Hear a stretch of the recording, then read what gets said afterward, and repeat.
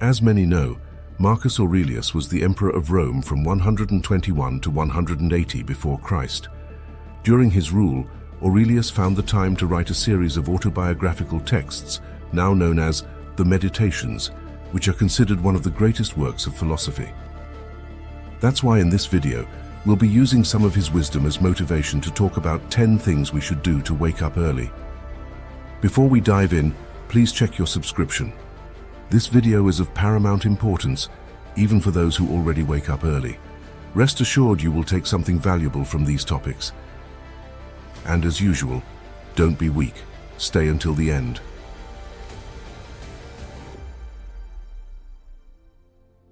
Number 1. Discover your ikigai. As Marcus Aurelius once noted, everything from a horse to a vine has a purpose. So what purpose were you specifically created for? Ikigai is a Japanese concept of well-being that can add more beauty to your mornings. It's defined as the reason why you wake up in the morning, essentially your life's purpose. Marcus Aurelius believed that each of us has a unique purpose, something we were meant to fulfill. It's our responsibility to live up to that purpose, because it's what motivates us to get out of bed every morning. Your ikigai can encompass a wide range of possibilities: a long-forgotten hobby, a new skill you're eager to develop, or anything that genuinely excites you and gives you a compelling reason to start your day. The most effective way to uncover your ikigai is by posing a straightforward question to yourself. If I had more time, what could I engage in? You might come up with multiple answers, so opt for the one that ignites the most excitement within you.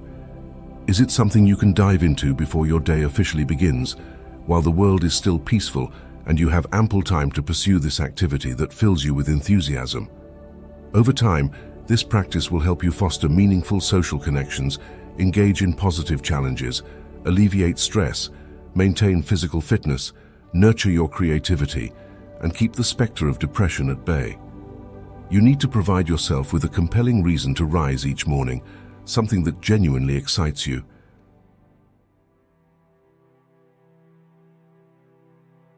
Number 2. Prepare yourself for mornings. In the words of Marcus Aurelius, all our efforts must be directed toward an end, where we will act in vain if it is not the right end. Becoming a morning person requires more effort than just setting the alarm for 5 a.m. and hoping for the best. People who have decided to make the most of their mornings not only have a routine for when they wake up, but also before they go to bed. While you don't have control over your consciousness while you sleep, you definitely have control over your evening activities that will get you out of bed the following morning.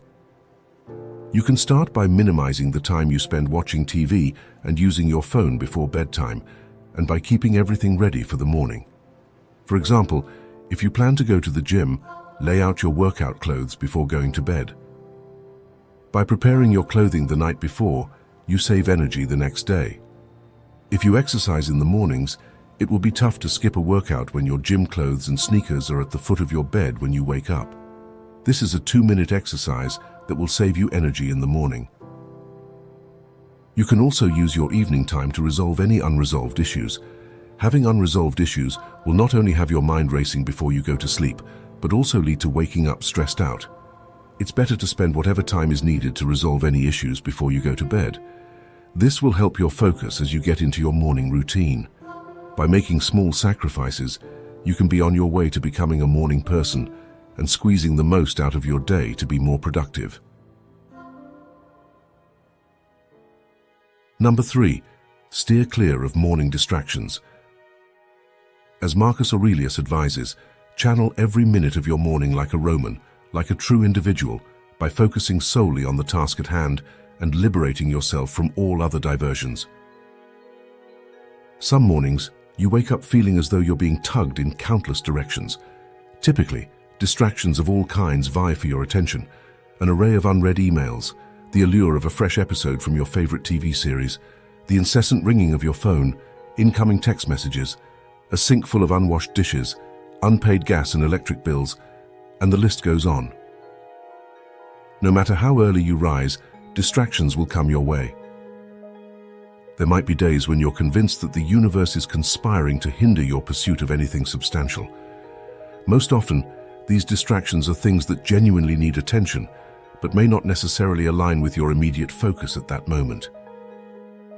If you've chosen to greet the day early, you're doing so for a purpose, to seize the added time and engage in activities you're passionate about before being ensnared by the demands of your daily life. Number 4. Establish a consistent waking routine. In the words of Marcus Aurelius, you must construct your life step by step and be content if each step fulfills its purpose to the best of its ability, with nothing obstructing your path. If your goal is to consistently wake up early each day, you must integrate this practice seamlessly into your daily routine. You need to cultivate self-discipline, which is essentially the habit of unwavering consistency. Finding the motivation to repeat an action until it becomes second nature, yielding tangible results. As Hal Elrod emphasizes in his book, The Miracle Morning, unwavering consistency during the initial 30 days is essential for establishing this new routine. Divide this 30-day period into 3 10-day phases. Each phase presents its unique emotional hurdles and mental barriers to maintaining the newfound habit. The initial 10 days of adopting a new habit or breaking an old one can feel nearly unbearable. If your new habit is rising early, those first 10 days might unfold as follows. Oh dear, it's already morning. I don't want to get out of bed. I'm so fatigued. I crave more sleep. Where's the coffee?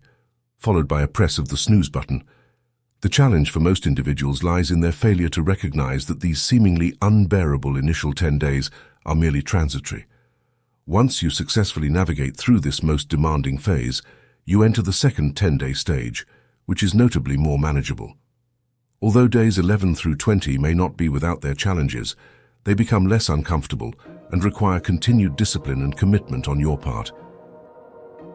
By this juncture, you'll be adapting to the routine of early rising. You'll also be fostering confidence and positive associations with the benefits your habit provides. Stay the course. The third phase marks the true transformation. You transition from identifying as "I am not a morning person" to "I am a morning person."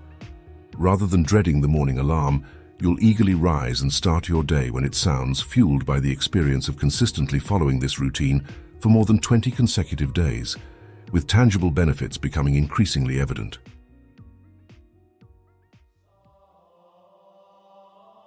Number 5. Be kind to yourself. As we learn from the words of Marcus Aurelius, focus on the current situation and ask why it's so unbearable. Why can't I endure it? You'll be embarrassed to answer. The truth is, our brain prioritizes instant gratification and values short-term rewards over long-term benefits, which is why 95% of people repeatedly fail to start exercise routines in the first 10 days. The problem for most people is that they don't realize that these seemingly unbearable first 10 days are only temporary.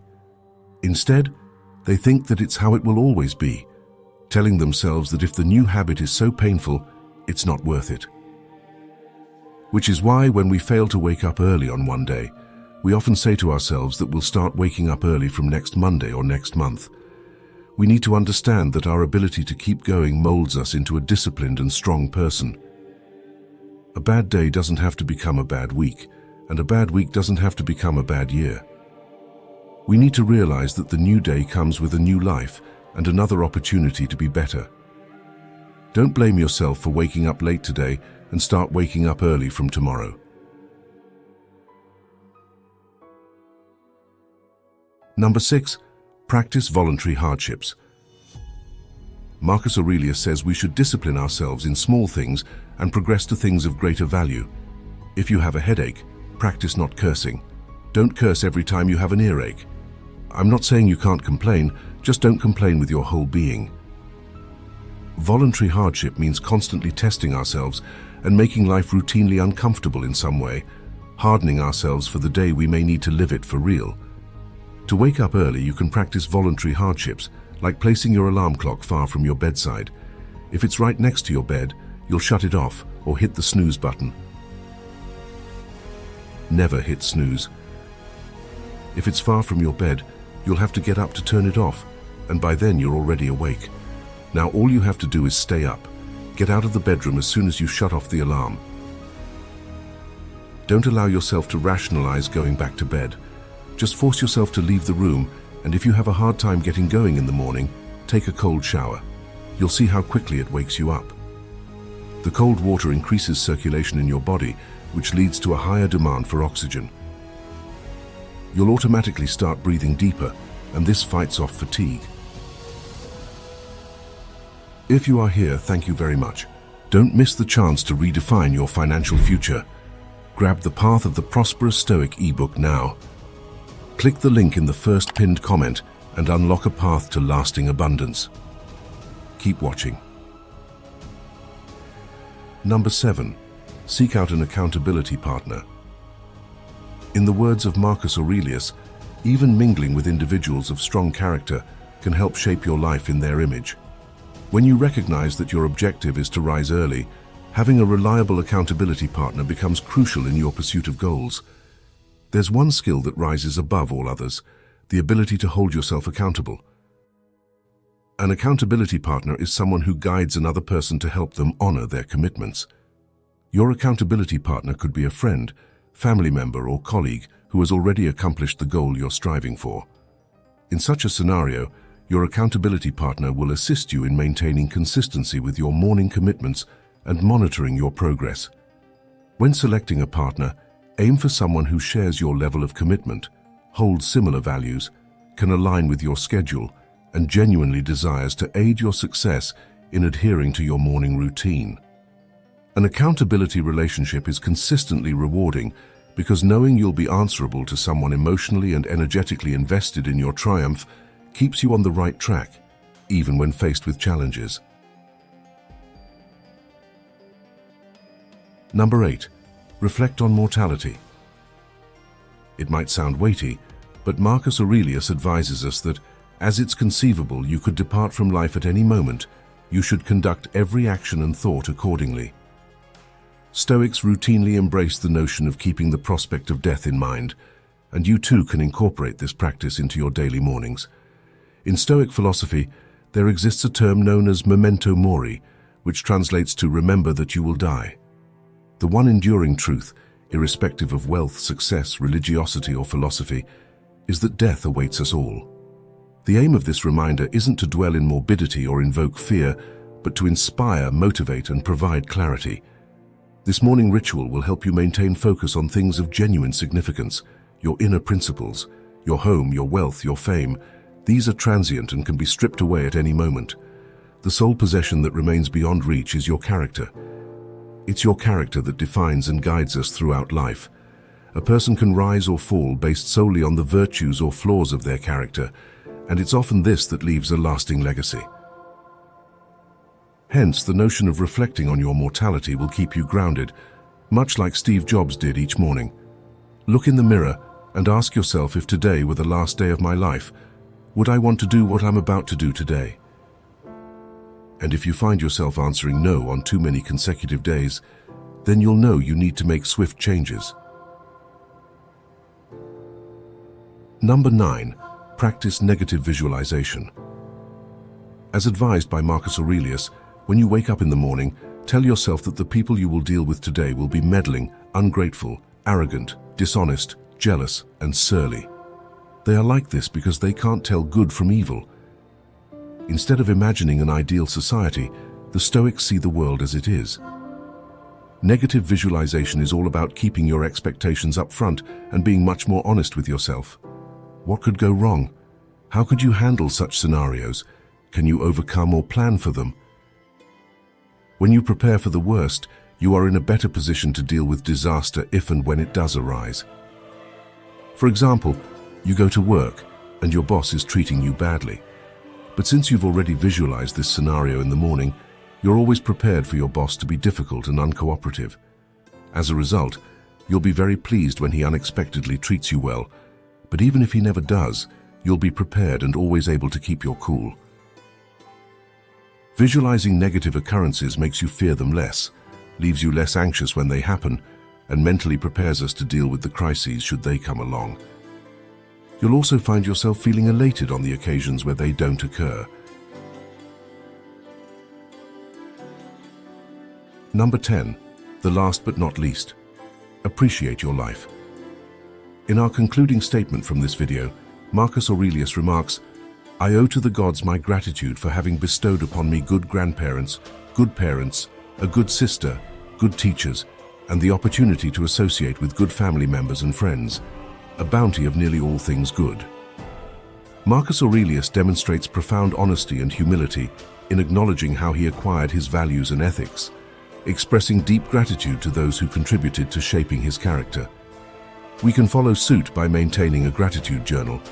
Maintaining a gratitude journal is a straightforward practice. Gratitude need not be reserved solely for life's major milestones. The habit of gratitude commences by appreciating every positive aspect of life, recognizing that nothing is too insignificant to warrant your appreciation. Each day, select 3 to 5 things you are thankful for and record them in a notebook or journal. For instance, if you encountered a challenging day at work, focus on returning home to your family or your beloved pet, or simply acknowledge your gratitude for the gift of life itself. Cultivating gratitude before retiring to bed not only guarantees a restful night's sleep, but also provides compelling reasons to awaken with confidence, prepared to face the new day's challenges.